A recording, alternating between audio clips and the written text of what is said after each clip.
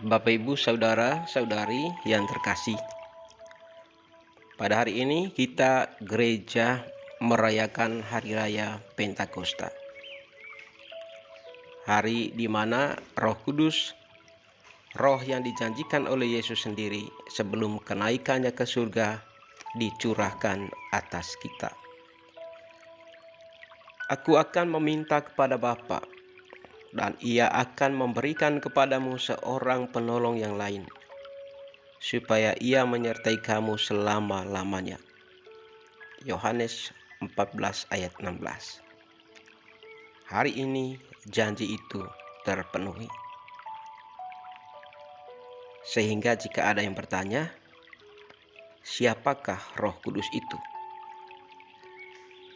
Sangat jelas bagi kita untuk memberikan jawaban bahwa Roh Kudus adalah roh yang keluar dari Allah sendiri, dari Bapa dan Putra, yang hanya diberikan kepada mereka yang percaya dan menerima Yesus sebagai Tuhan. Yesus Kristus telah membuat ini supaya di dalam Dia berkat Abraham sampai ke bangsa-bangsa lain, sehingga oleh iman kita menerima roh yang dijanjikan itu. Galatia bab 3 ayat 14. Artinya kita mendapat anugerah Roh Kudus karena kita menerima Yesus.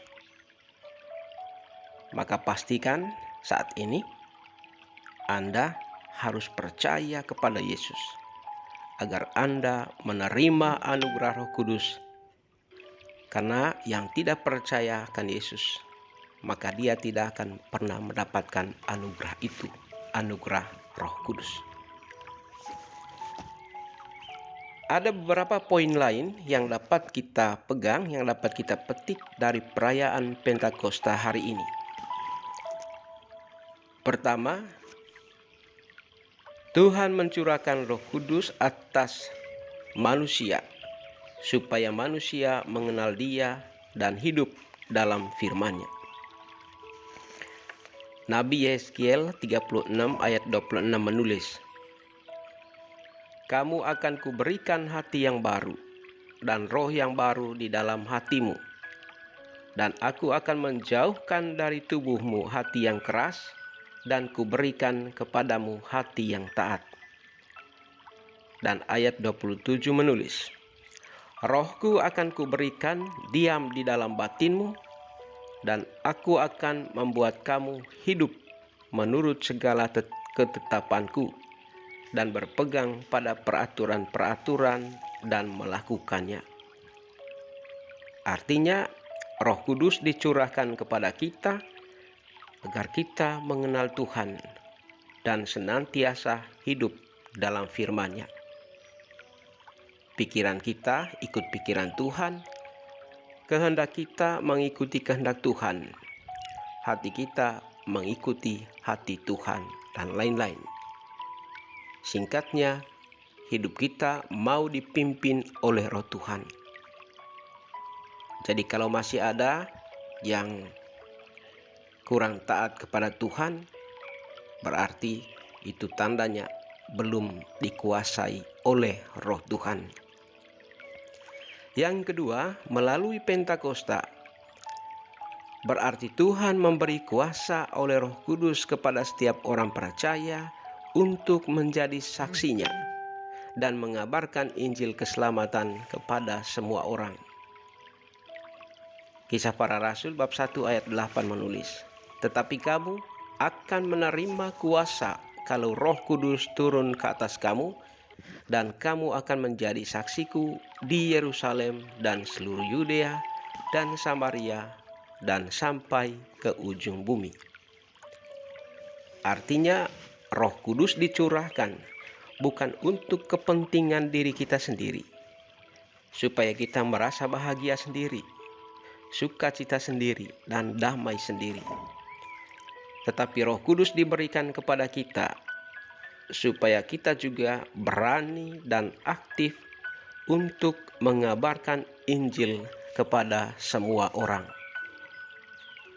melalui pencurahan Roh Kudus hari ini, maka akan ada orang-orang yang dipakai Tuhan untuk menjadi saksi, untuk menceritakan, memberitakan perbuatan Allah yang besar dan dahsyat itu kepada dunia.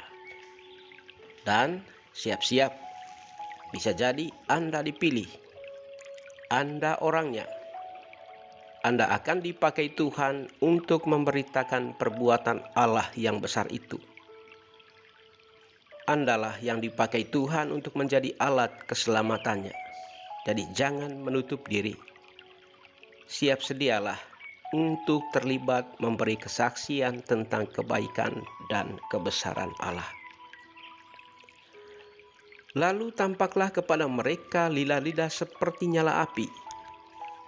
Ingat, nyala api tidak pernah ke bawah, nyalanya selalu ke atas.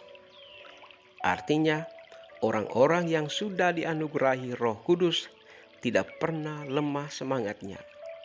Imannya hidup dan bertumbuh. Kalau ada persoalan dan tantangan, ia tidak lari, tetapi ia hadapi dengan penuh iman. Orang yang dianugerahi Roh Kudus, ia juga mengalami transformasi. Hidupnya semakin menyerupai Kristus.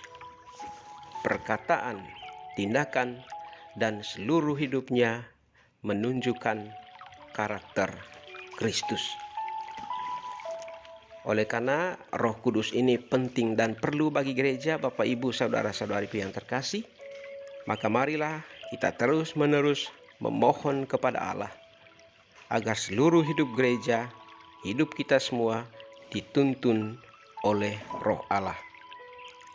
Sehingga segala yang dibuat oleh gereja, yang dibuat oleh kita masing-masing, betul-betul keluar dari kehendak dan kemauan Allah sendiri. Semoga Tuhan memberkati kita. Amin.